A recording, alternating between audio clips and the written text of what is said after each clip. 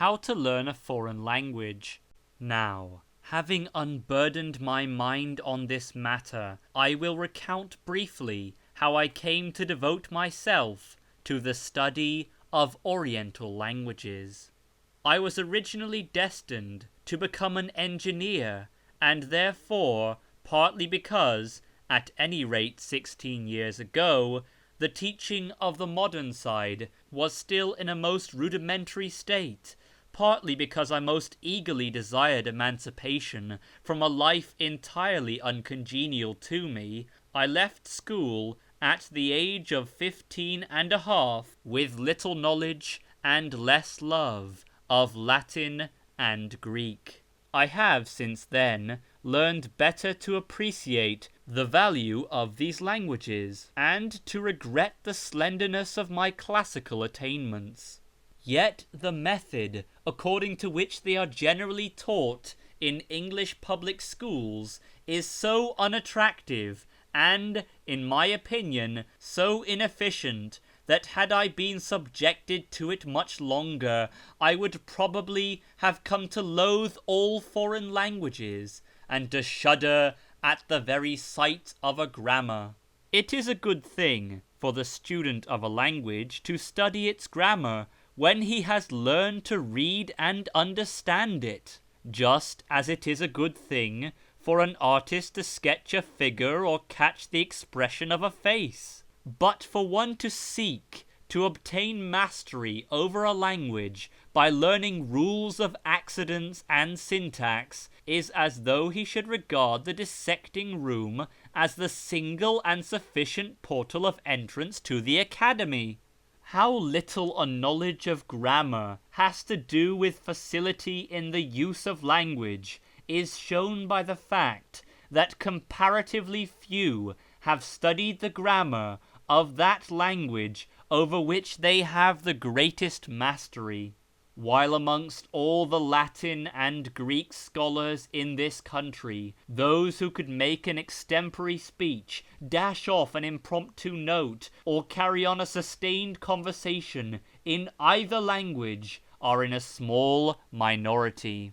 Then, amongst other evil things connected with it, is the magnificent contempt for all non-English systems of pronunciation which the ordinary public school system of teaching Latin and Greek encourages. Granted that the pronunciation of Greek is very different in the Athens of today from what it was in the time of Plato or Euripides, and that Cicero would not understand, or would understand with difficulty, the Latin of the Vatican, does it follow that both languages should be pronounced exactly like English, of all spoken tongues the most anomalous in pronunciation? What should we think of a Chinaman who, because he was convinced that the pronunciation of English in the 14th century differed widely from that of the 19th, deliberately elected to read Chaucer in the accent and intonation of Chinese? If Latin and Greek alone were concerned, it would not so much matter. But the influence of this doctrine of Pan-Anglican pronunciation too often extends to French and German as well. The spirit engendered by it is finely displayed in these two sayings which I remember to have heard repeated. Anyone can understand English if they choose, provided you talk loud enough. Always mistrust an Englishman who talks French like a Frenchman.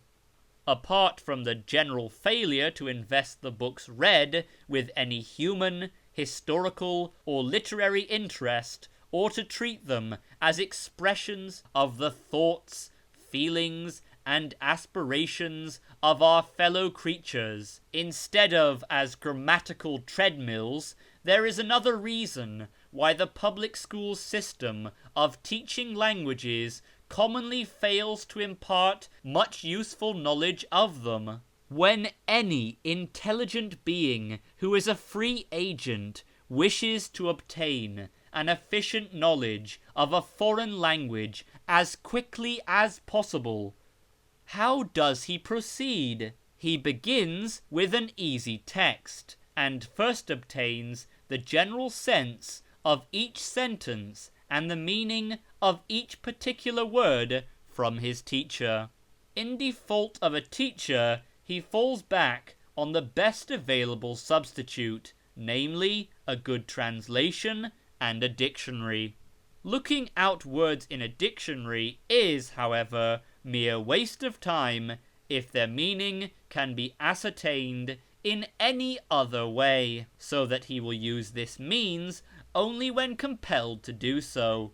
Having ascertained the meaning of each word, he will note it down either in the margin of the book or elsewhere, so that he may not have to ask it or look it out again.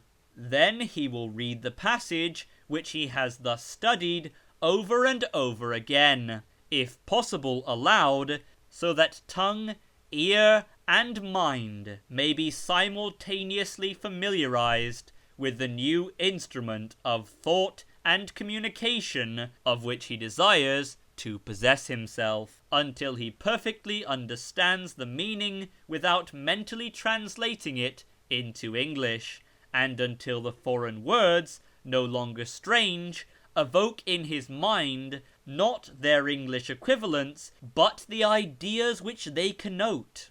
This is the proper way to learn a language, and it is opposed at almost every point to the public school method, which regards the use of cribs as a deadly sin, and substitutes parsing and construing for reading and understanding. Notwithstanding all this, I am well aware that the advocates of this method have in their armoury another and more potent argument. A boy does not go to school, say they, to learn Latin and Greek, but to learn to confront disagreeable duties with equanimity, and to do what is distasteful to him with cheerfulness. To this I have nothing to say. It is unanswerable and final. If boys are sent to school to learn what the word disagreeable means, and to realize that the most acute misery and that the most assiduous labour, if it be not wisely directed, does not necessarily secure the attainment of the object ostensibly aimed at, then indeed does the public school offer the surest means of attaining this end. The most wretched day of my life, except the day when I left college, was the day I went to school. During the earlier portion of my school life, I believe that I nearly fathomed the possibilities of human misery and despair. I learned then, what I am thankful to say I have unlearned since, to be a pessimist, a misanthrope, and a cynic. And I have learned since what I did not understand then, that to know by rote a quantity of grammatical rules is in itself not much more useful than to know how often each letter of the alphabet occurs in Paradise Lost, or how many separate stones went to the building of the Great Pyramid. Many of my readers, even of those who may be inclined to agree with me as to the desirability of modifying the teaching of our public schools, will blame me for expressing myself so strongly. The value of a public school education in the development of character